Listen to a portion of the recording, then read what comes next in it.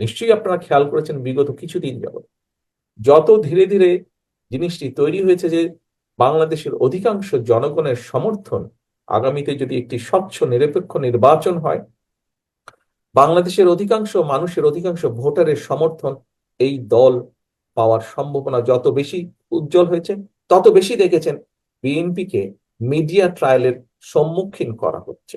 আমাদের দলের অবস্থান থেকেই তো আমরা বলেছি একজন ব্যক্তি পরপর দুবারের বেশি প্রধানমন্ত্রী হতে পারবে না। আমাদের দলের অবস্থান থেকেই তো আমরা বলেছি যে আমরা তত্ত্বাবধায়ক ব্যবস্থা আবার ইন্ট্রোডিউস করতে চাই দেশের মধ্যে। দলের অবস্থান থেকে আমরা বলেছি যে সমাজে এমন কিছু মানুষ আছেন যারা হয়তো রেগুলার রাজনীতির মধ্যে নেই, কিন্তু তারাও এই দেশের দেশের জনগণের ভাগ্যের পরিবর্তনে কন্ট্রিবিউট করতে পারে, এবং সেই সকল মানুষের সমন্বয় আমরা একটি আপার হাউস করতে চাই। এই যে সুন্দর সুন্দর কথা যারা এখন অনেকেই বলছেন, এই কথাগুলো তো সেই সময় 2.5 বছর আগে সেই স্বৈরাচারের রক্তচক্ষুকে উপেক্ষা করে একমাত্র বিএনপি বলেছিল। এখন অনেকেই অনেক রকম খুব বড় গলায় অনেক কিছু বলছে, কিন্তু সেদিন আপনাদেরই দল, আপনাদের এই প্রিয় দল, যার জন্য আপনারা যার কথা প্রচার করতে গিয়ে আপনাদের মধ্যে অনেকেই বিভিন্ন অত্যাচার নির্যাতনের শিকার হয়েছেন, আপনাদের সেই দল 2.5 বছর আগে এখানে মঞ্চে যারা উপস্থিত নেতৃবৃন্দ আছেন তারা সেদিন উপস্থিত ছিলেন। পুরো জাতির সামনে আমরাই উপস্থাপন করেছি যে ইয়াস, কারণ ওই যে একটি কথা বলেছি, বিএনপি রাজনীতিই তো করে জনগণের জন্য, দেশের জন্য। এবং তখনই আমরা অনুধাবন করতে সক্ষম হয়েছি 2017 সালে দেশনেত্রী খালেদা জিয়া ভিশন 2030 দিয়েছিলেন। কেন? কারণ আমরা বুঝতে পেরেছি স্বৈরাচারের পতন অবশ্যম্ভাবী, পতন হতেই হবে, এর বাইরে কোনো রাস্তা নেই। এবং পতন হওয়ার পরে তারা দেশকে যে অবস্থায় নিয়ে গেছে, দেশকে রাষ্ট্রকে মেরামত করতে হবে, গড়ে তুলতে হবে। 20-22 কোটি মানুষের দেশ, আমরা যদি সঠিক পরিকল্পনা না নেই, সঠিক প্ল্যানিং না দেই, এই দেশকে গড়ে তোলা সম্ভব না। এবং সেই সময়, আজ থেকে 2.5 বছর আগে বিএনপির নেতৃত্বই তারা স্বৈরাচারের রক্তচক্ষু উপেক্ষা করে সেদিন জাতির সামনে উপস্থাপন করেছিলেন। কাজেই প্রিয় সহকর্মী বৃন্দ, অনলাইন অ্যাক্টিভিস্ট বৃন্দ, প্রিয় সহকর্মী বৃন্দ, আজকে এই যে 45% বলুন আর 12 কোটি ভোটারই বলুন, আমাদেরকে যুক্তি তর্ক দিয়ে তাদের সামনে উপস্থাপন করতে হবে। এবং এই 45% যে তরুণ ভোটারদের কথা বলেন, হতে পারে তারা কখনো ভোটার দেয়নি, ভোট দেওয়ার সুযোগ তারা পায়নি, সুযোগই তো তাদেরকে দেওয়া হয়নি। কাজেই এইসব তরুণরা কিন্তু যুক্তি তর্ক দিয়ে চলে, যুক্তি তর্ক দিয়ে চলে, অনেকে অনেক কথা বলতেই পারে। সবচেয়ে বড় বিষয় হচ্ছে নিয়ত। 2001 সালে আমাদেরও 2/3 ছিল, আমরা তো তত্ত্বাবধায়ক সরকারের ব্যবস্থা আমরা চেঞ্জ করে দেইনি। আমরা সেটি বিশ্বাস করতাম যে নিরপেক্ষ নির্বাচনের মাধ্যমে জনগণের has all the right two তাদের পছন্দসই সরকারকে বেছে নেওয়া।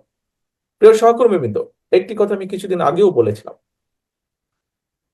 দুর্নীতি দমন কমিশন তৈরি হয়েছিল আমাদের গতবার যখন আমরা সরকার পরিচালনার দায়িত্বে ছিলাম। সেখানে কিন্তু একটি আইন ছিল। কি আইন ছিল?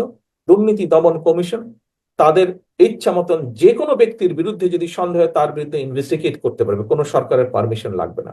আমরা দেখেছিলাম পরবর্তীতে এসে পলাতক যে স্বৈরাচার, তারা সেটিকে পরিবর্তন করে দিয়েছিল যে তাদের পারমিশন নিয়ে, সরকারের পারমিশন নিয়ে দুদককে কোনো ব্যক্তির বিরুদ্ধে কোনো ইনভেস্টিগেশন করতে হবে।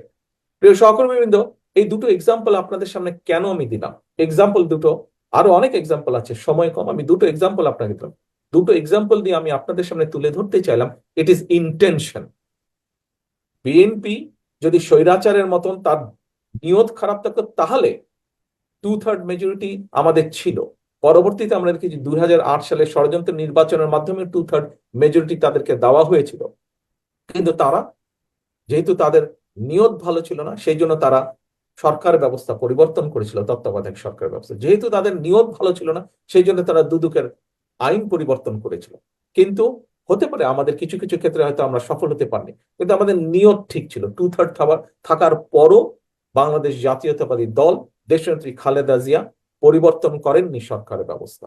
আমাদের হাতে সেই সময় রাষ্ট্র ক্ষমতা থাকার পরও আমরা চেয়েছি দুদক ইন্ডিপেন্ডেন্টলি, স্বাধীনভাবে কাজ করুক। কারণ সত্যিকার ভাবেই বিএনপি চেয়েছে এই দেশে দুর্নীতি নির্মূল হোক, অথবা দুর্নীতি এমন এক পর্যায়ে আসুক যেটি দেশকে ক্ষতিগ্রস্ত করবে না, অথবা দুর্নীতি দূর করতে যা বোঝায় সেই কাজটি দুর্নীতি দমন কমিশন স্বাধীনভাবে করুক। আমাদের ইন্টেনশন এটা ছিল। It is all about intention. কাজেই আমরা সেজন্যই আজকে থেকে 2.5 বছর আগে আমাদের ইন্টেনশন ভালো বলে আমরা 2.5 বছর আগেই আমরা রাষ্ট্র মেরামতের পরিকল্পনা দিয়েছি, রাষ্ট্র কিভাবে মেরামত করবো প্রত্যেকটি সেক্টরে। প্রিয় সহকর্মীবৃন্দ, আজান দিবে এখনই, বক্তব্য শেষ করে দিতে চাই আমি দ্রুত। আজ আপনারা সকলে একত্রিত হয়েছেন, আপনারা ইফতারে যেভাবে একত্রিত বসেছেন, যারা দেশে আছেন বা কাছাকাছি আছেন তারা একত্রিত বসেছেন। আমাদের আরো শত হাজারো অ্যাক্টিভিস্ট আছেন, যারা কেউ কেউ হয়তো দেশে নেই, যারা দেশে আছেন তারা হয়তো এই মুহূর্তে কাছে নেই, ঢাকায় নেই, হয়তো দেশের বিভিন্ন প্রত্যন্ত অঞ্চলে ছড়িয়ে আছেন। আপনাদের সকলের কাছে যে কথা দিয়ে শুরু করেছিলাম সেই কথা দিয়ে আমি শেষ করতে চাই।